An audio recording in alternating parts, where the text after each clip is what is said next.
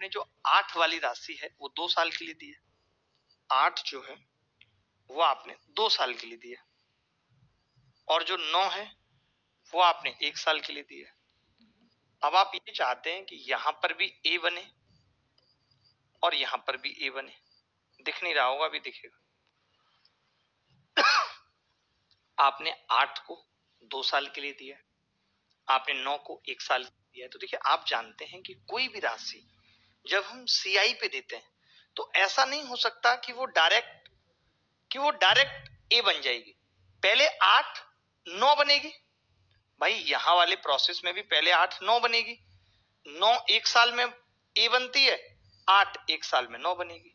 तभी ऐसा हो रहा होगा कि 2 साल में ऐसा होगा। बताओ, आप ये बात मानते हो नहीं?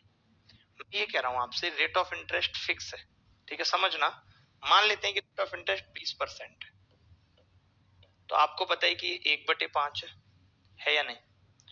तो मैं ये कह सकता हूं 25 2 सालों में 36 बन जाएगा। 2 सालों में 36 बन जाएगा।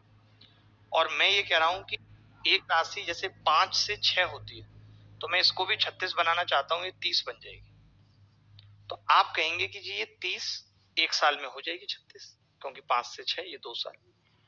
तो अब मैं आपसे पूछना चाह रहा हूं, मेरी बात समझना ध्यान से।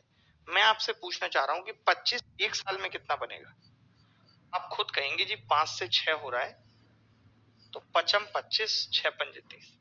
यानी कि ये तय है कि 25 कभी भी डायरेक्ट 36 नहीं बन रही, पहले वो 1 साल में 30 बन रही होगी, तभी तो दोनों सेम बन सकते हैं।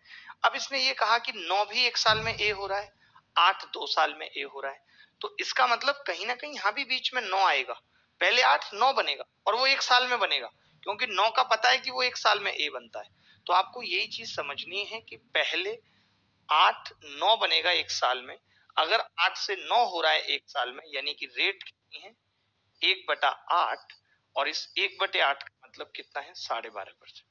इस पे 2019 प्री में भी सवाल आया, 2019 मेंस में भी सवाल आया। इस पे मैं आपको सब कुछ दिखाऊंगा, पहले आप इसको नोट कर लीजिए, फोटो खींच लीजिए। इस पे कई सारे सवाल लाया हूं।